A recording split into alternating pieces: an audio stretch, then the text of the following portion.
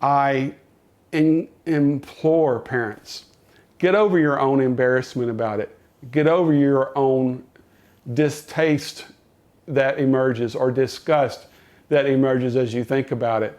Get over what you fear the neighbors or the church people will think about it. Get ready to fight your church community who's going to tell you that you have to do differently. But let your child be who they are and find a good therapist that will help you, your child, and your family work to a healthy end where you can still love and support each other despite what it is that your adult child's going to be when they grow up. You can't change it.